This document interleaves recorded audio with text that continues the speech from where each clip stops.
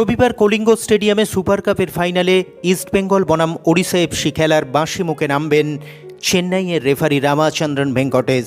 এর আগে তিনি চলতি সুপার কাপেই ডার্বি ম্যাচ পরিচালনার দায়িত্বে ছিলেন।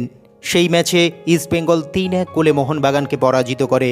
তবে তার বেশ কিছু সিদ্ধান্ত নিয়ে প্রশ্ন ওঠে, যেমন পেনাল্টি দেননি নন্দা কুমারের, লাল কার্ড দেখাননি গ্লেন মার্টিন্সকেও। এছাড়াও তিনি আইএসএলে ইস্টবেঙ্গল বনাম এফসি গোয়া এবং ইস্টবেঙ্গল বনাম পাঞ্জাব এফসি ম্যাচ পরিচালনা করেন।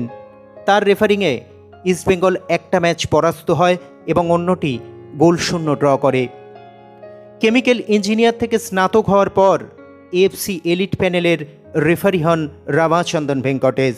ফুটবলের প্রতি তার গভীর ভালোবাসা, তবে অনেক সময় চাপে পড়ে তার বেশ কিছু সিদ্ধান্ত নিয়ে রীতিমতো ঝড় ওঠে। ফাইনালের আগে সাউল ক্রেস্কোকে নিয়ে সাংবাদিক সম্মেলনে আসেন ইস্টবেঙ্গল কোচ কার্লোস কুয়াদ্রাত। তাকে রেফারি নিয়ে প্রশ্ন করা হলে কুয়াদ্রাত বলেন, রেফারি নিয়ে অনেক কথা হয়েছে, সেদিকে তাকালে চলবে না। ওদের উপর চাপ থাকে, ওরা ওদের কাজ করুক।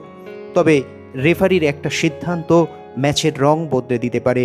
আশা করি ফাইনালে ভারসাম্য রেখেই ম্যাচ পরিচালনা করবেন রেফারি এবং সঠিক সিদ্ধান্তই নেবেন। We have to let the referees do the job. I mean, not put responsibility, not put pressure, and we hope that we don't make referees and that there is not a lot of match incidents and that kind of things that sometimes can change the result of the game. And if we are lucky, most teams, and there is not a lot of things happening, it will be good for football.